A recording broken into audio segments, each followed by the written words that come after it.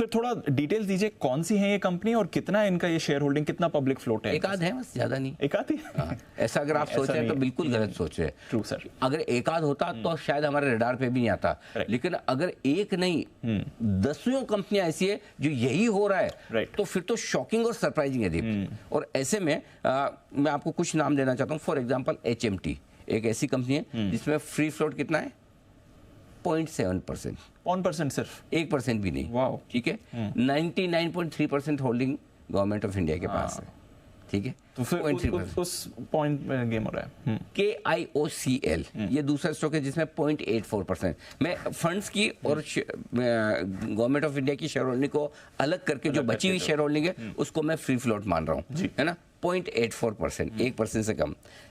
Punjab and Sindh bank 1.25%। Factors जो जानी मानी केमिकल ट्रावनकोर 1.5%। ITI 2%। IOB सिर्फ 2%। सिर्फ 2%। Scooters India 2%। UCO bank 3%। ये इस तरह की लंबी लिस्ट है। Central bank 4%। तो MMTC 7.5%। आप सोचिए इतने छोटे फ्लोटिंग स्टॉक में जो पब्लिक की हिस्सेदारी नहीं के बराबर है, बिल्कुल छोटी है। और इन्हीं कंपनियों में इस छोटी हिस्सेदारी के चलते बड़े एक्शन होते हुए दिख रहे हैं और वहीं पर पूरा का पूरा खेल चल रहा है। बिल्कुल।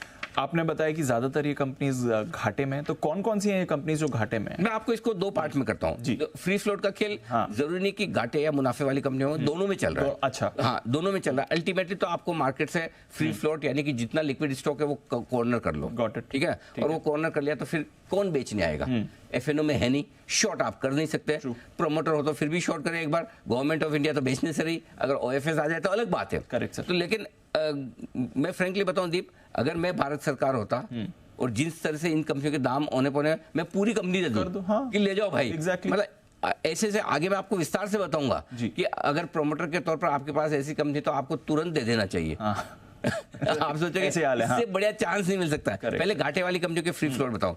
स्कूटर्स इंडिया 414 करोड़ का मार्केट कैप है। ठीक है। और इस 414 करोड़ के मार्केट कैप में दीप सिर्फ 9 करोड़ का फ्लोट है। क्या बात कर रहे हैं सर? सिर्फ 9 करोड़, 2% का। अब 9 करोड़ का फ्लोट तो मतलब है ना।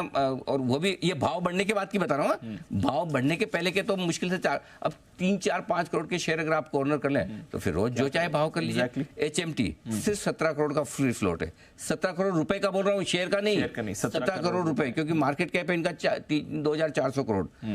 STC इंडिया 1000 करोड़ का मार्केट कैप, 93 करोड़ का free float. Andrew Yule 158 crore. KIOCL 250 crore. इतने कम मार्केट कैप और इतने कम फ्लोट वाली कंपनियां ये, अब आप देख लीजिए। मतलब ये तो कभी-कभी कुछ सिचुएशन में 1% भी नहीं है इनका 1% मार्केट कैप। बिल्कुल। और मुनाफे वाली कंपनियों में भी मार्केट फ्री फ्लोट बहुत कम है। पंजाब एंड सिंध बैंक 325 करोड़ का मार्केट फ्री फ्लोट है खाली। ITDC 450 करोड़। फैक्ट 700 करोड़। आप IOB जैसी कंपनी में देखिए 1700 करोड़ का मार्केट कैप बैठा। One of the worst bank, जब NPA के आए थे तो सबसे ज्यादा NPA वाला एक बैंक हुआ करता है। 1700 करोड़ का मार्केट कैप है। अगर 2-3 फंड मिलकर 2-300 करोड़ का 1000 करोड़ का माल खरीद ले तो पूरा फ्लोट साफ। तो ये मुनाफे वाली भी और घाटे वाली भी दोनों कंपनियों के मार्केट कैप जो फ्री फ्लोट में आपके सामने रख रहा हूँ, तो ये पूरा का पूरा खेल फ्री फ्लोट साफ करने का चल रहा है मार्केट से। जितनी सप्लाई एब्जॉर्ब कर लो, उसके बाद आपके पास शेयर कॉर्नर हो गए, बेचने कोई आएगा नहीं, भाव आपको चाहिए, भाव आप सेट करोगे। एग्जैक्टली। अच्छा, रिटर्न्स कैसे रहे सर पहले इन घाटे बनाने वाली कंपनीज की, ये बताइए। स्कूटर्स इंडिया जिसका मैंने कहा आपको कि फ्री फ्लोट है 9 करोड़ का। ठीक है। पिछले एक महीने में 53% रिटर्न आया है, 3 महीने में 55%, एक महीने में 53% या 50% बढ़ गया। यानी कि 50 में 6 करोड़ से 9 करोड़ का फ्री फ्लोट हुआ है। यानी कि 6 करोड़ के शेयर अगर आप उसमें से 2-3-4 करोड़ के शेयर आप कॉर्नर कर लो तो ये हाल है आपके लिए। HMT 140% का रिटर्न है 3 महीने में, और एक महीने में 75% का रिटर्न है। ठीक है। STC 3 महीने में डबल हो गया है, 100% रिटर्न। एंड्यूल 50% रिटर्न।